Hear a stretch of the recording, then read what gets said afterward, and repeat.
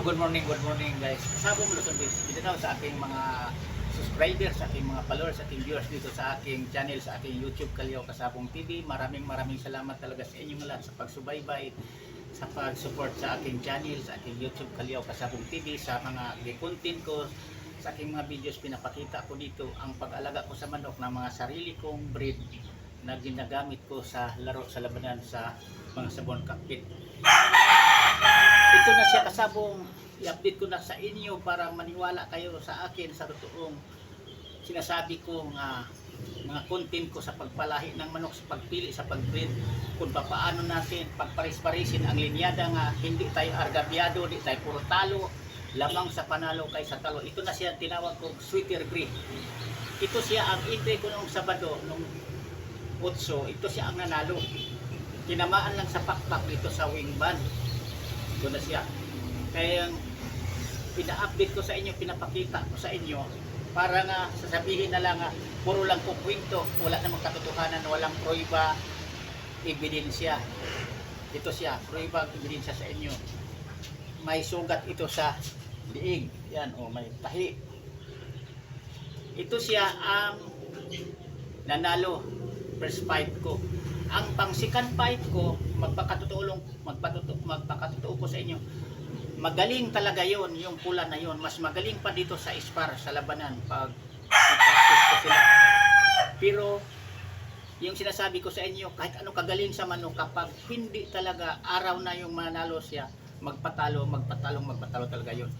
Pero hindi bali ang pagkatalo noon, kasi nasayahan ang manood, ang namusta ng mga manok na yon sa akin o sa kalaban, kasi bakbakan talaga, ang galing, ang pares magaling, parehas kasing quality ang kalaban. Sa tukaan lang nagtatalo, kasi ayon sa akin, tinamaan sa kalambutan,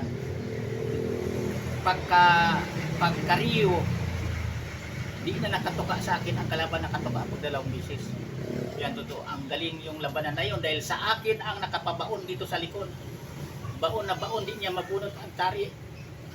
Pagkatapos pagkabunot, yung sa akin pala sa kalambutan ang tama, yung kapila ni ang kalaban niya binaunan lang sa likod, nakatuka pag 2 beses. Talo pag sa akin na pang champion sana yun. Yan totoo. Kaya hindi natin masasabi sa isa kamanok nating alaga, kapag hindi talaga mananalo, wala talaga tayong magagawa kahit ano kagaling. Kasi oras talaga nga magpatalo na. Kaya sinasabi ko sa inyong mga baguhan pa lang, nga sa bukod na magpili tayo sa linyada na hindi tayo puro talo, lamang sa panalo ang mamanokin natin, sa alaga ngayon magkatalo din. Yung sa akin, di balik kay sakto to sa alaga, talagang kinapos na siya dahil sa kalambutan, tinamaan. Yan ang naka-advantage sa mga manok nga sakto sa alaga, sakto sa conditioning, hinahanda natin bago ilaban, naka-schedule kung i-entry tayo para nga hindi tayo puro talo. Yan totoo. Kasi sa panahon ngayon, ang labanan sa manok, talagang kung mananalo man ang manok mo 2 beses, 3 beses, pinakaswerte na yan.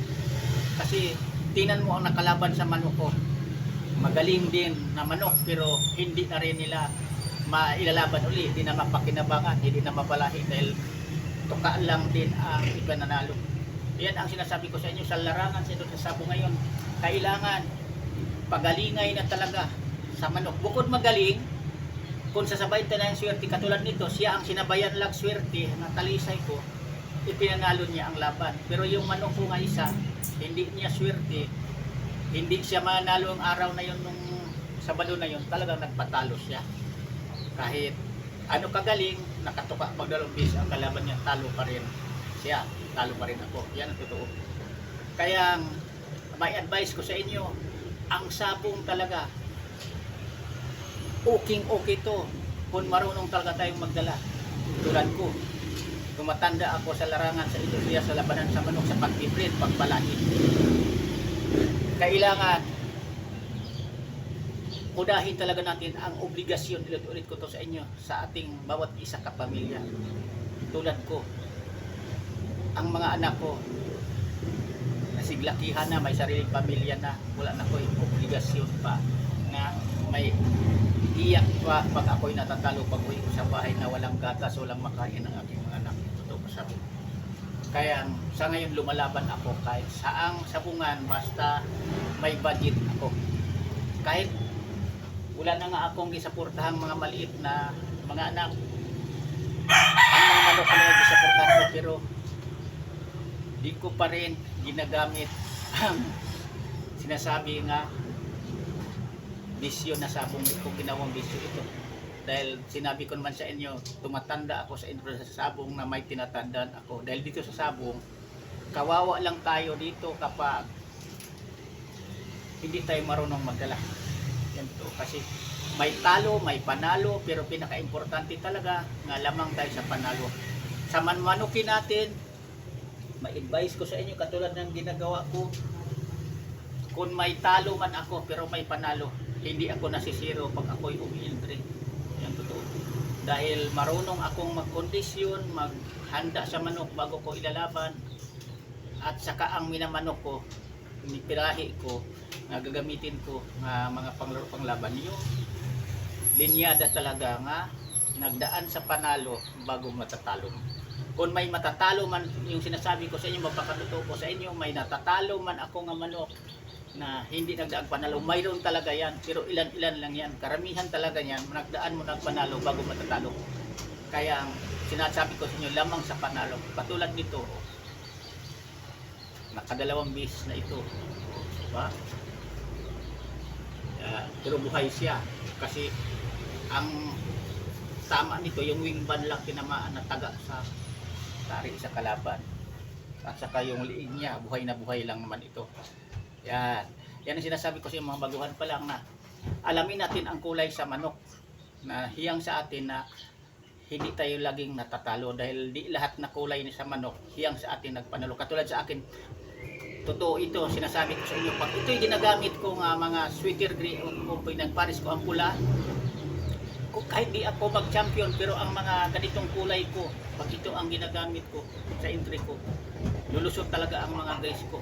Kung may malalaglag man yan, yung pula. O kaya, tatabla ang talisay, ang pula mananalo. Yan yun, kasi ang mga pula ko rin, mga sweater din yan, mga Boston sweater, talagang napakinabangan ko rin kasi yan din nagpanalo sa akin na linyada ng minamanok ko, pula at sa katalisay. Yan lang, sana mayroon tayong mapulot at matutunan. Bukas naman uli, pinakita ko lang sample puriba sa inyo. Ito ang favorite ko nga kulay, kinukuntit ko sa inyo nga pinawag ko sweater gray. Sample puriba, pinanalo niya noong laban niya na inipri ko siya sa sabungan mismo sa San Juan Coliseum. Yan lang, thank you sa panood. Bye-bye.